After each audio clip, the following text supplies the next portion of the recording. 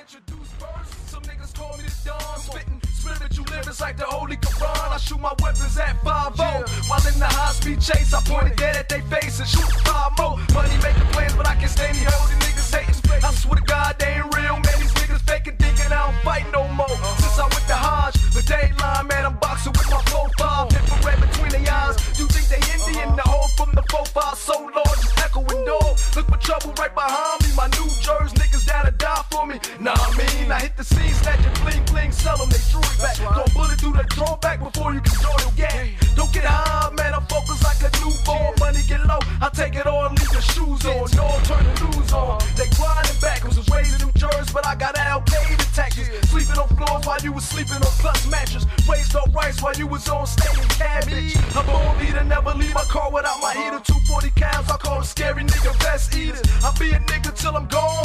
Thug life running through my veins, so I'm strong.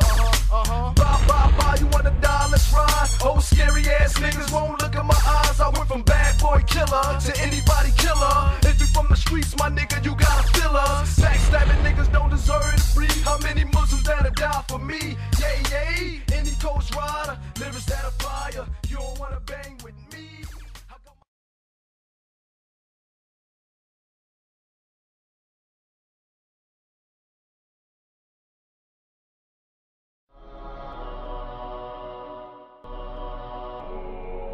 My name is Mutah Beale. Most people know me as Napoleon. I form a member of the Tupac Outlaws. In my short life, man, I experienced a lot of things out there. Flown on private jets, albums that sold over 40 million copies worldwide, shootouts, street fights, club fights, whatever you name it, been there, done that.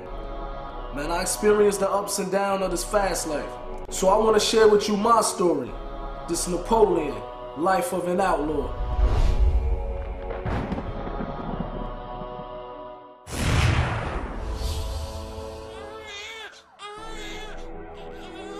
I was 3 years old when my mother and father got murdered.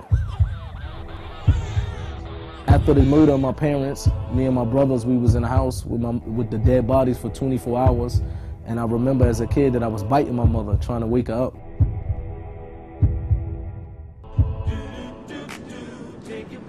I grew up in the house with my grandparents after the death of my mother and father. So whatever I would see out on the block, drug dealing or whatever, I would go in my room and I would write a song out of it. You know, it was a way for me to relieve whatever was inside of me. I was able to put it on paper.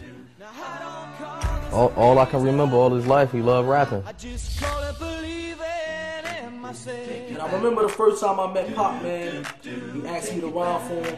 I rhymed for him, we hit it off, and the rest is history. He got close with Pop. He looked at Pop like a big brother or a father figure, you know, someone to look up to. Mutah was, him and Pac were bonded real tough. I think Mutah had become one of Tupac's extended family members.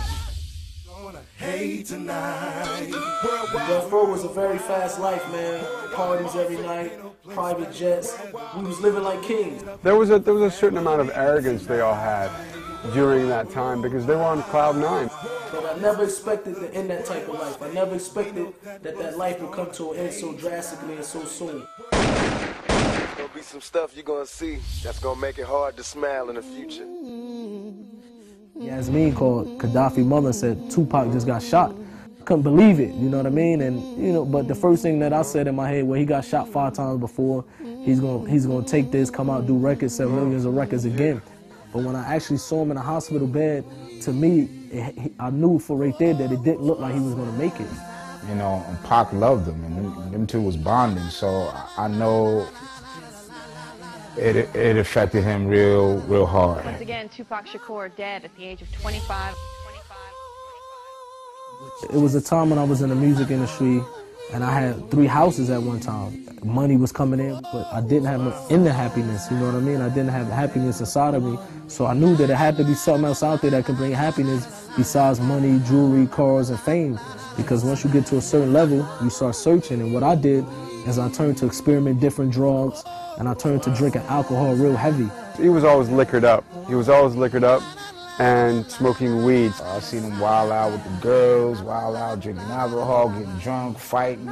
And I happened to one day be in a recording studio, and I was very intoxicated.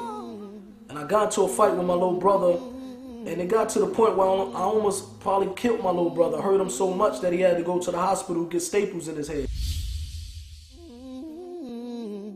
And it happened to be a Muslim brother who was in the parking lot, and he broke the fight up. He calmed me down. He came and spoke to me. I said, imagine tomorrow waking up sober and realizing that you killed your brother. How would you feel about that? They was asking me to come to the masjid, and for a while I was ignoring them. And when I first went up there, I remember I went up there deep, about 20 or 30 boys with me. And I went there expecting that it's just going to be like how I roll everywhere else with a posse, a crew, and we just going to hang out. But when I went there, that's when I seen something different that basically inclined me to want to know more about what these people was upon. That's what changed my life ever since then.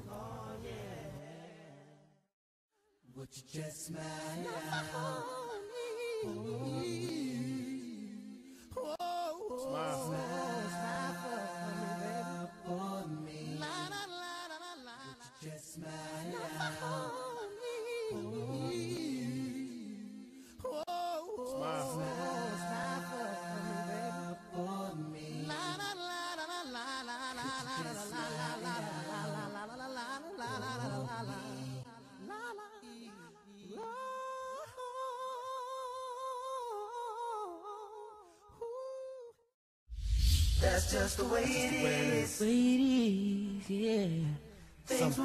He got an awakening. Islam has given Mutah a purpose. Overall, man, my brother, he's a different person now, man. I think Napoleon has changed in a way where it's beneficial to the children, beneficial to himself, to his family, and to his friends. But when I looked at him, he definitely inspired me to want to, give back to the youth and give back to the community in a way, saying that the Islam only offers you. He had a lot of potential, but he also had a lot of anger and unresolved issues that I think Islam probably gave him solace and peace. Mutah is a good brother, and personally, I'm striving to be more like him. Napoleon, may Allah reward you, bro. You're a good dude.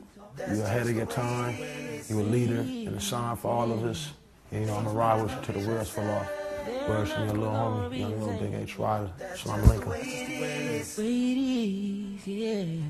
Things will never be the same. They're never gonna be the same. Yeah. That's just the way it is. The way it is. Oh yeah.